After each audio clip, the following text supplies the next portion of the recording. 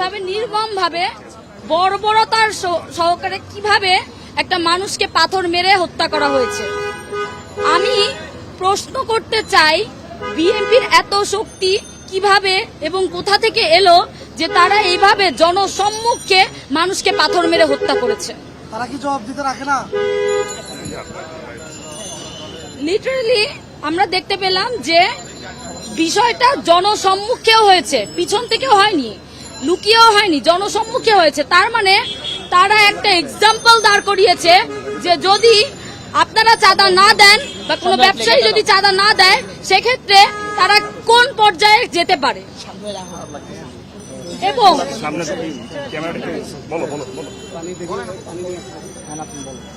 পরবর্তীতে আমরা দেখতে পেয়েছি কোন পর্যায়ে যেতে পারে, এটা আমরা দেখেছি।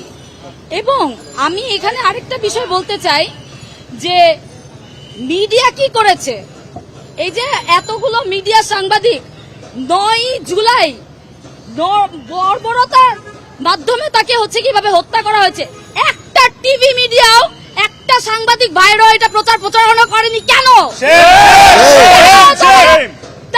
তারা কি আবারও কোন দলের আনুগত্য প্র্যাকটিস করছে? তারা কি কোন দলের হয়ে কাজ করছে? তারা যদি কোন দলের হয়ে কাজ করে, আমি সুস্পষ্টভাবে বলতে চাই, আপনার জুলাইয়ের পরে আপনাদেরকে ছেড়ে দিয়েছি, কিন্তু এখন আর ছাড় দেয়া হবে না। আমরা জানি আপনাদেরকে কিভাবে ঠিক করতে হবে।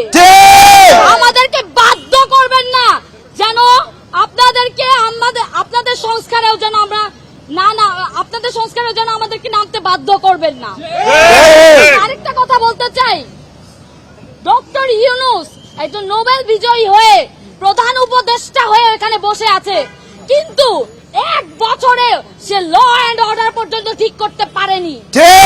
সে ব্যর্থ, সে সম্পূর্ণরূপে ব্যর্থ। আমি প্রশ্ন রাখতে চাই সে কি করছে, এবং বলতে চাই যদি আপনি এখনো ভাজা সোজা না করে দাঁড়ান এবং যদি কঠোর ব্যবস্থা না নেন এবং দায়িত্ব না নেন, আমরা আপনাদের উদ্দেশ্যে রওনা হব। 1 বছরে কি করেছেন সেটার জবাব আপনাদের দিতেই হবে। 24 জুলাই গণঅভ্যুত্থানকে ধারণ করি এবং নতুন ভাবে বাংলাদেশ গড়ার লক্ষ্যে কাজ করেছি। আমরা চেয়েছি বাংলাদেশে কোনো সন্ত্রাসবাদ কিংবা কোনো ধরনের চাঁদাবাজি যাতে না হয়, সেটা যে কোনো দলই হোক, যে কোনো গোষ্ঠী হোক, নির্দিষ্ট কোনো দলের জন্য আমাদের এটি বাধাবন্ধকতা নাই।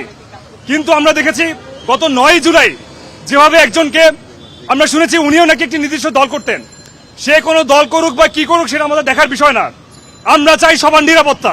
যে জন্য 24 জুলাই গণঅভ্যুত্থান ঘটেছিল সেটি যদি ব্যর্থ হয়, সে আওয়ামী লীগ হোক না বিএনপি হোক, সেটা আমার দেখার দরকার নাই।